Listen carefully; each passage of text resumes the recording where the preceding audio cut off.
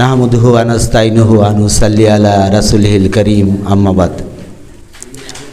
হিলফুল ফুজুল সমাজ কল্যাণ পরিষদ আগুলঝাড়ার সম্মানিত সভাপতি, কোষাধ্যক্ষ, অন্যান্য পদে যারা আছেন, যারা হিলফুল ফুজুলের আমন্ত্রণে এসেছেন, সমাজের বিভিন্ন স্তরের গণ্যমান্য ব্যক্তিবৃন্দ, সমাজে ভালো কাজে সহায়তা করতে চাচ্ছেন এমন ভালো মানুষদেরকে, সাদা মনের মানুষদেরকে, যারা উপস্থিত আছেন রোজা রেখে এখানে, সকলকে আমার আন্তরিক শুভেচ্ছা ও মোবারকবাদ। আসসালামু আলাইকুম ওয়া রাহমাতুল্লাহ। প্রিয় সুধী, আপনি হিলফুল ফুজুল সমাজ কল্যাণ পরিষদ এটি কোনো সাধারণ সংগঠন নয়। এই সংগঠনটি রাসূল সাল্লাল্লাহু আলাইহি সাল্লাম করেছিলেন তখনই যখন মানুষগুলো, বঞ্চিত মানুষগুলোর উপর শক্তিশালীরা নিপীড়ন নির্যাতন করত এবং ক্ষুদ্র ক্ষুদ্র গোষ্ঠীর উপর বড় বড় গোষ্ঠীগুলো অত্যাচার নির্যাতন করত। তো পৃথিবীর শোষিত মানুষগুলোর পক্ষে দাঁড়ানোর মতো সৎ লোক সব যুগে সব সময় থাকে না।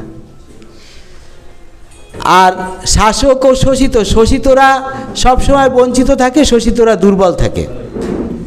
দুর্বল বলেই তারা শোষিত হয়। তাদের পক্ষে দাঁড়িয়েছিলেন হযরত মুহাম্মদ সাল্লাল্লাহু আলাইহি সাল্লাম। আর শোষিতের পক্ষে যারা দাঁড়ায় তারাও দুর্বল শ্রেণীর হয়, কারণ সবল শ্রেণীরা শোষণ করে।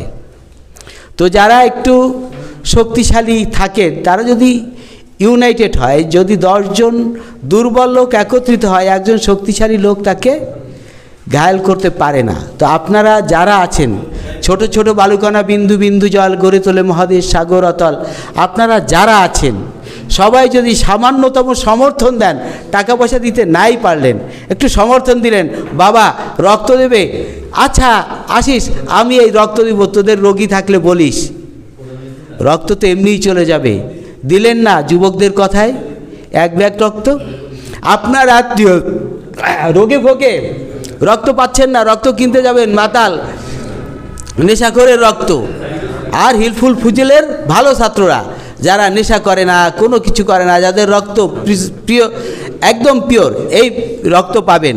তো আমি আপনাদের কাছে একটাই কথা বলবো, সেটি হচ্ছে মানুষ মানুষের জন্য, জীবন জীবনের জন্য।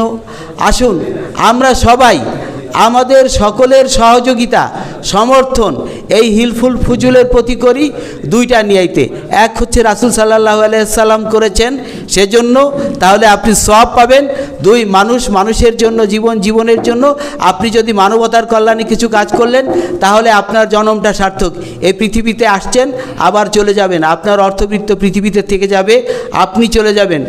আসুন আপনার অর্থ, বিত্ত, শক্তি, সামর্থ্য যেখানে যেটুকু পরামর্শ দিয়ে এই হিলফুল ফুজুলকে প্রতিষ্ঠিত করতে পারেন সেই আশাবাদ ব্যক্ত করে, আপনাদের সকলের সুস্বাস্থ্য দীর্ঘ জীবন কামনা করে, সকলের উত্তর উন্নতি সমৃদ্ধি কামনা করে, আমার দেশ ও মাতৃকার সমৃদ্ধি কামনা করে আমি আমার বক্তব্য শেষ করছি। ফি আমানিল্লাহ। আসসালামু আলাইকুম।